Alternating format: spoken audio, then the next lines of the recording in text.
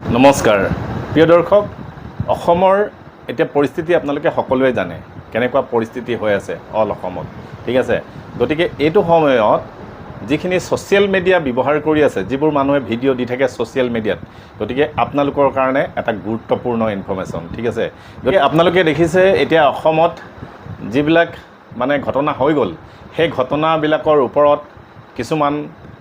social media ব্যৱহাৰকাৰীয়ে নানা ৰকমৰ ভিডিঅ' বনাই আছে ভিডিঅ' এইটো কাৰণে বনায় যে ট্ৰেণ্ডিঙত চলি থাকে আৰু ভিউজ পাবৰ কাৰণে এইবোৰ কৰি আছে ঠিক আছে গতিকে ভিডিঅ' বনাই আছে ভিডিঅ'টো বনাওঁতে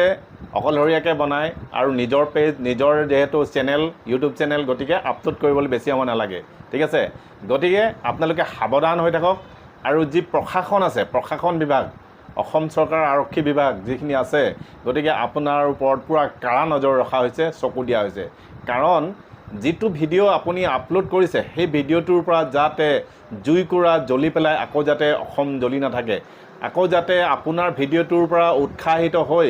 জাতিগত সংঘৰ্ষ যাতে নহয় যাতে হিন্দু মুছলমানৰ মাজত যাতে অতি শৃংখলা ভংগ নহয় তাৰ বাবে আপোনাৰ ভিডিঅ'টি হয়তো যদি তেনেকুৱা এটা আপুনি কণ্টেণ্ট দিছে তেনেকুৱা ভিডিঅ' এৰিছে আৰু যদি আপুনি সেই ভিডিঅ' কাৰোবালৈ শ্বেয়াৰো কৰিছে তেতিয়াও আপুনি বিপদত পৰিব ঠিক আছে গতিকে এই ভিডিঅ'বোৰ আপোনালোকে দিওঁতে চিন্তা কৰি পেলাই দিব যে মোৰ ভিডিঅ'টোৰ পৰা হয়তো ক'ৰবাত জুইকুৰা আগত জ্বলিব পাৰে নি হয়তো কিছুমান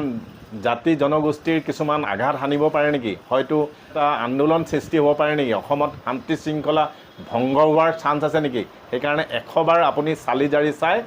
আগ পিছ ভাবি পেলাই ভিডিঅ'বোৰ দিবলৈ চিন্তা কৰিব মানে কেইটামান ভিউজৰ কাৰণে আপোনাৰ